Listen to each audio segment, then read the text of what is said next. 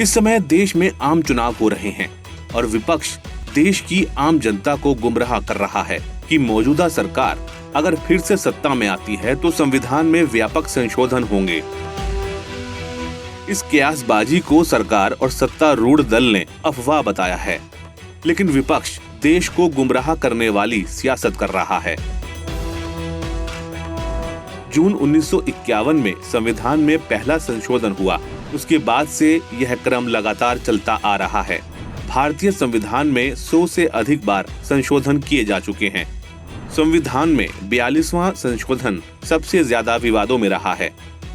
इंदिरा गांधी के नेतृत्व वाली कांग्रेस सरकार ने 1976 में इसे पारित किया।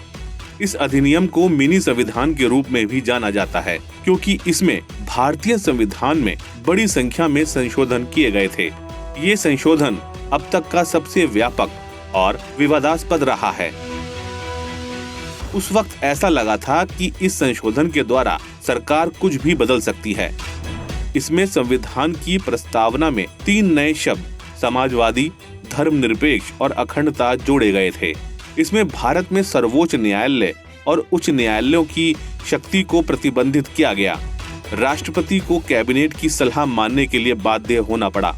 सुप्रीम कोर्ट के पास मौजूद कई शक्तियां छीन ली गईं। राष्ट्रीय आपातकाल की उद्घोषणा का प्रावधान किया गया। इसने केंद्र सरकार को और अधिक शक्तियां हस्तांतरित कर दी। संसद को संविधान में किसी भी प्रकार का संशोधन करने की अनुमति दी।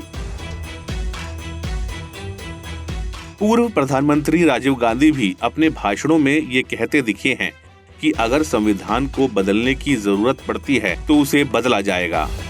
अगर कानून बदलने की जरूरत होगी, अगर संविधान को अमेंड करने की जरूरत होगी तो हम जरूर करेंगे। इसमें कोई कमी नहीं छोड़ेंगे। आपको बता दें कि अब तक कुल 106 संवैधानिक संशोधन किए जा चुके हैं, जिसमें 75 बार कांग्रेस ने सत्ता में रहते संविधान में संशोधन किए हैं।